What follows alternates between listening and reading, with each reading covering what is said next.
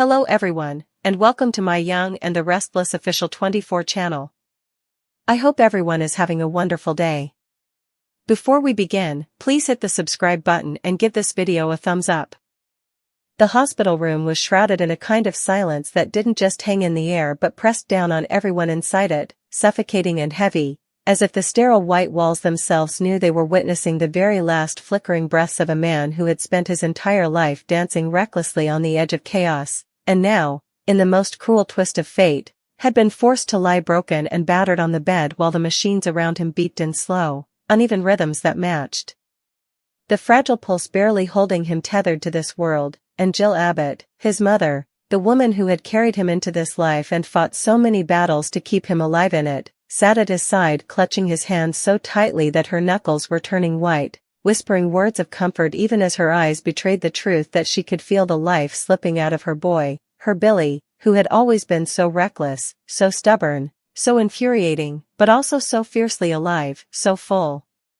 of spirit, so impossibly hard to love and yet so impossible not to. And now she could barely recognize him beneath the bruises, the swelling, the pale skin stretched across his face, every inhale a battle, every exhale a surrender, and for hours she had begged him not to try to speak, begged him to rest, to save his strength, but she saw it in his eyes, the burning desperation of a man who knew he was running out of time and who could not leave this earth without unburdening himself of the secret that had been gnawing at him since the night he was struck down in the street, the night a car came out of nowhere. Headlights blinding, tires screeching, the violent impact sending him crumpling to the ground in a heap of flesh and bone, and though he had been dragged into unconsciousness almost immediately after, there was a sliver of memory, a fleeting flash, and in the long restless hours since, as he drifted in and out of lucidity, that memory had sharpened into something undeniable. A truth too terrible to keep buried, and so when his lips parted and a hoarse, broken whisper escaped, Jill immediately leaned closer, tears spilling down her cheeks, pressing her ear near his mouth so she wouldn't miss a single syllable, because she knew this was it, this was what he had been trying so hard to tell her, and though part of her didn't want to hear it, part of her wanted to hold on to the illusion that whoever had been behind the wheel was some nameless stranger, some faceless monster she could hate without complication. Her mother's intuition told her that the truth Billy was about to speak would cut deeper than any blade, and when his cracked voice finally pushed through the fog of pain, when he forced his tongue to shape the words that clawed their way out of his chest, it came like a dagger wrapped in sorrow. "Mom, it was," and he paused, choking on his own breath, coughing, the monitor beside him spiking wildly as Jill sobbed and begged him not to push himself. But his eyes locked onto hers, pleading, demanding that she know, because the truth, once spoken, could outlive him even if he didn't survive the next hour, and so with the last reserves of strength in his trembling body, he gasped out the name, the identity of the driver who had taken everything from him, the person he had seen gripping the steering wheel with terror in their eyes, the person he never imagined would be capable of leaving him in the street to die, and Jill's entire world shattered in an instant as the name fell from his lips like a curse, as the reality seared itself into her brain and she realized this wasn't just an accident, this wasn't just bad luck, it was betrayal, betrayal from someone she trusted, someone she loved, someone who should never have been the one to destroy her son, and the raw anguish that ripped through her chest made her clutch at him harder, sobbing so violently that her body shook, whispering no, no, no, not them, dear God. Why? But Billy, with a faint, almost relieved sigh, let his head sink back into the pillow, his eyelids fluttering shut, the corners of his mouth twitching into the faintest hint of a smile because at least now the truth was out, at least now his mother knew. At least now justice had a chance even if he didn't, and Jill, cradling his lifeless hand in hers as the monitor flatlined and the room filled with the shrill sound of finality, screamed his name, begging him to come back, begging him not to leave her, begging time itself to rewind so she could stop this moment from happening, but all she was left with was the unbearable silence that followed, and the echo of that one name burning itself into her soul, a name that would tear apart families, ignite wars in Genoa City, and forever change the legacy of the Abbotts, because Billy had spent his final breath revealing not just who killed him but exposing a truth that would ripple through every corner of their lives, a revelation that would haunt Jill until her own dying day, and the cruelty of it all was that the boy she had fought for his entire life had died not only from the injuries of a brutal accident but also from the betrayal of someone they should have been able to trust, and now, staring down at his lifeless face, Jill whispered through her sobs, "I'll make them pay, baby, I swear to you, I'll make them pay," before collapsing against his chest, knowing the battle had only just begun, because Billy's death was not the end of the story but the spark of a firestorm that would consume everyone in its path. Jill sat frozen in the aftermath of her son's last breath, her body trembling as though it had been split apart by some invisible earthquake, her ears still ringing with the high-pitched wail of the monitor that had signaled the precise moment Billy's heart gave out, yet even louder than that sound was the echo of the name he had gasped in his final moment, a name that cut through her like glass and refused to fade, circling her thoughts like a vulture waiting to pick apart what remained of her sanity, and though she wanted to push it away, deny it, pretend she hadn't heard what she had heard, she couldn't, because his voice, weak and trembling, had carried not just words but a truth so raw it had carved itself into her bones, and now she was left clutching his lifeless hand, rocking slightly in her chair as tears streamed down her cheeks, whispering apologies for every fight they'd ever had.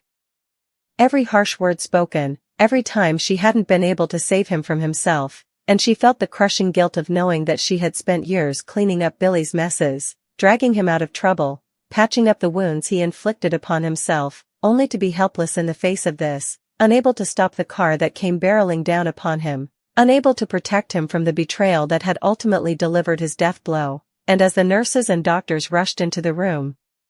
their faces masks of urgency, barking medical jargon, trying to revive him even though Jill already knew in her gut it was too late, she found herself shoved to the corner, her back against the wall, her hands trembling as if she were the one unraveling, and in that corner, as she watched them work on her son's body, she whispered that cursed name over and over again, as if speaking it aloud might change it, might rewrite the reality Billy had left her with, but it didn't, it only made it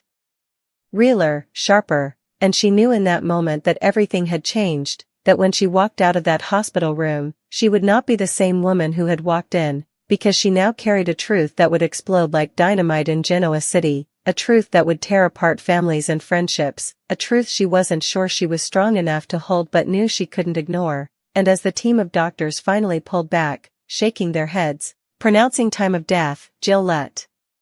out a guttural cry that seemed to come from the depths of her soul, a sound that made even the hardened nurses avert their eyes in respect, because they all knew what it was to lose someone, but this was different. This was a mother losing her son in the most violent, senseless way possible, and the weight of that grief was unbearable to witness, and when they finally left her alone with him again, the room quiet except for her ragged breathing, Jill pressed her forehead to Billy's hand,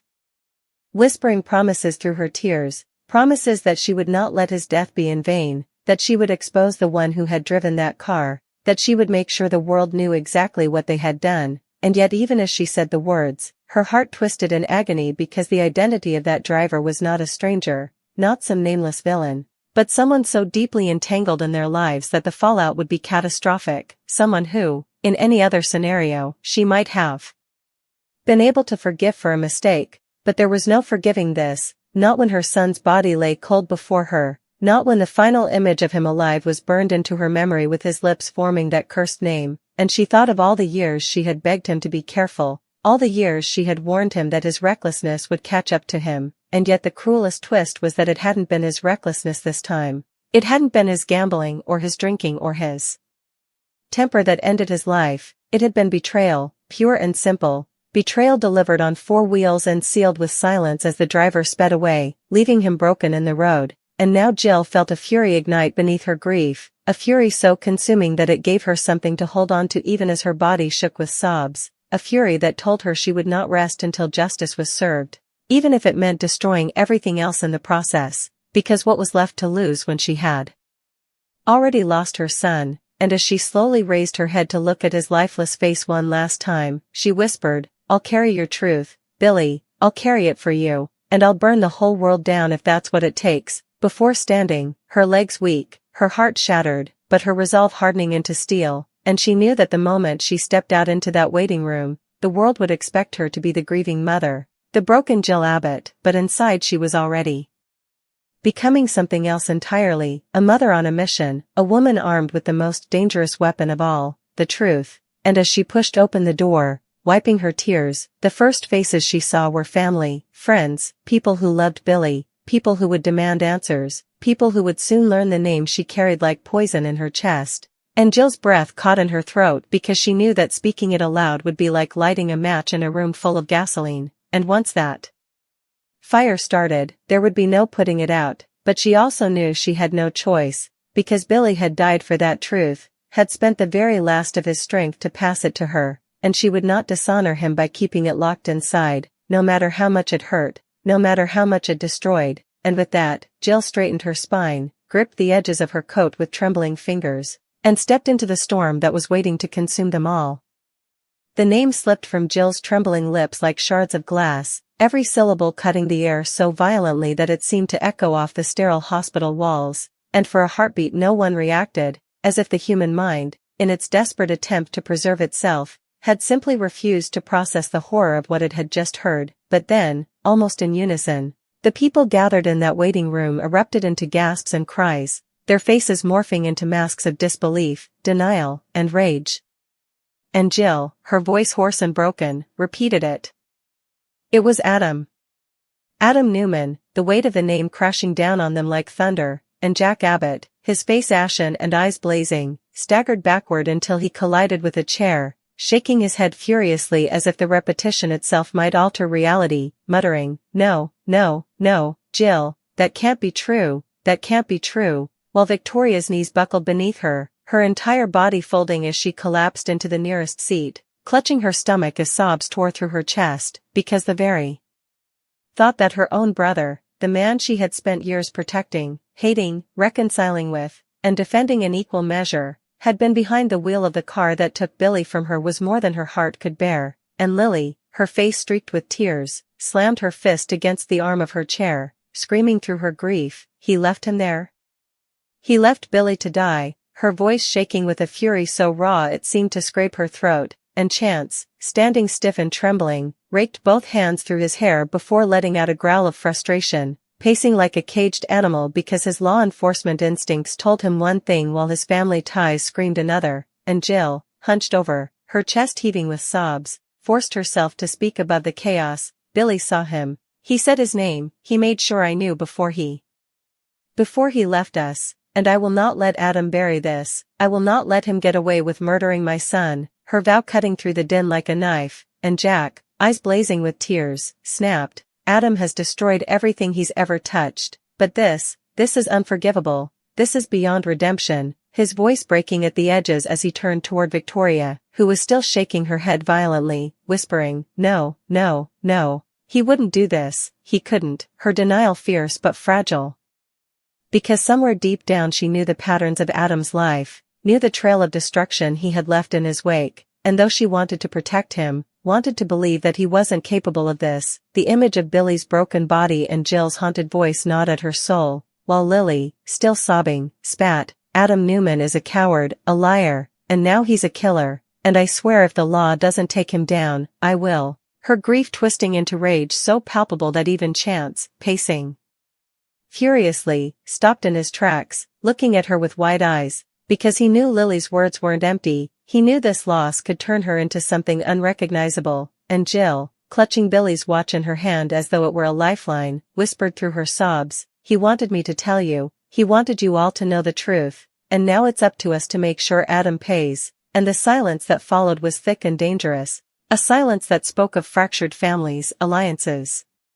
crumbling, and the kind of war that would leave scars across Genoa City, because in that moment it wasn't just grief that bound them together, it was fury, it was betrayal, and it was the shared understanding that Billy's death had not been an accident, not a cruel twist of fate, but a crime. And Adam Newman, with his history of chaos and destruction, had just crossed the final line, a line from which there was no return. And as Jill leaned back in her chair, her body trembling from the weight of both revelation and loss, she could already feel the shift in the air, the storm gathering, the inevitable collision of blood and vengeance that was now set in motion, and she whispered almost to herself, though everyone in the room heard, "This isn't over, this is just the beginning." The hospital corridor felt like a tunnel carved out of lead, every footstep muffled as if sound itself were reluctant to travel through the air that had been poisoned by grief, and when Jill stepped back into the waiting room the world around her seemed both unbearably sharp and hazily removed, like a photograph ripped and held too close to the face. The name Billy had given her, Adam Newman, hung between breaths, a live coal in her mouth that she could not spit out and would not swallow, and as friends and family stared at one another with eyes that had been hollowed by shock, she realized each of them was trying, in their own private way, to decide whether to believe the word that had ended one life and might destroy another. Jack's fingers found the rim of his coffee cup only to close around empty space, his jaw working as if chewing the syllables of denial. Victoria's hand clutched at the fabric of her blouse with a desperation that betrayed the tremor in her voice when she finally managed to say, "He would never," as if repeating the protest could force reality back into the shape she needed. Lily's face had gone hard, grief melting into a hunger that made her stare straight through anyone standing in the way of retribution. Chance, who had been trained to separate duty from family, to follow evidence where it led, found himself splitting in two, the cop who must collect facts and the brother-in-law who wanted, with all the animal parts of him, to tear something down, and around them the room filled with others, neighbors, friends, people who had loved and been loved by Billy in 1,000 messy, small ways, everyone pressing forward and recoiling at once, drawn by the force of the accusation like iron filings to a magnet and yet repelled by the knowledge that one word could shred what they had all learned to accept as true about the people they had built their lives around. Outside, Genoa City thrummed on, ignorant of the precise contours of a family's implosion, but within the walls of that hospital the geometry of relationships had been permanently altered. Alliances that had taken years to form could be undone with a single whispered name, and as Jill listened to the soft, stunned murmurs she could feel the shape of her next steps forming like ice on the surface of a river, fragile, dangerous, and inevitable. She thought of Billy as he had been, the reckless laughter, the sharp tongue, the soft, infuriating way he expected the world to bend for him, and felt, in the hollow that his absence had carved in her chest, a cold clarity that had nothing to do with revenge and everything to do with truth. She owed him that, the unvarnished fact of what had happened, even if that fact was a detonator. The very idea of Adam behind the wheel, hands white-knuckled on the steering wheel, eyes wide with a fear that had hardened into indifference, leaving a man she'd carried and raised to die in the street, was the sort of betrayal that rewired memory. Every casual kindness, every reconciliation, every shared holiday between the Newmans and Abbotts now had the potential to be reinterpreted as theater masking darker impulses. Jill felt the old maps burn as she realized she could no longer orient herself by the relationships that had once made her safe. The city, the dinner tables, the weddings, the boardroom battles, everything suddenly seemed to have an underside she had not seen, and that ignorance now felt like complicity. Questions swarmed her like flies. Had Adam meant to hit Billy? Had the impact been deliberate? Or had Adam panicked, fled the scene, and let silence become the second sin? Had he seen the boy in his peripheral vision and chosen to treat him as collateral? Each question burst in her mind with the force of an unsprung trap, and each gave way to the same pulsing, animal reaction. She would not let him hide behind wealth, behind lawyers, behind tears that might be real or manufactured. She would drag every truth into daylight, and if the city tore itself apart in the process, so be it. She could already see the headlines, the late-night pundits parsing motives, the whispered phone calls between lawyers and PR teams. She knew too well how the machinery of power worked, how grief could be purchased away with statements and settlements, how an inconvenient truth could be smoothed out with enough money and a well-crafted apology. Jill had spent a lifetime fighting for what she believed in, and now, hollow with grief and sharpened by rage, she felt that tenacity concentrating into a single, terrible instrument. She would not allow her son to be bought back to silence. As the hours blurred, phone calls spilled into confessions and frantic plans, Jack pressing for legal counsel, Chance calling in favors at the police department, Lily pacing like a caged animal while Victoria alternated between numbness and a fierce denial that was steadily eroding into terrified curiosity. The family's private phone lines became battlefields, voices thick with loyalty clashing with voices that demanded facts. Old wounds gaped anew as everyone tried to reconcile their history with Adam with the image of him speeding away from a dying man in the middle of the night. Rumors, as they do, took on lives of their own, some saying Adam had been drunk, some whispering about a fight that had occurred earlier that night, others suggesting a darker motive entirely, and Jill felt her world rotate on an axis of suspicion.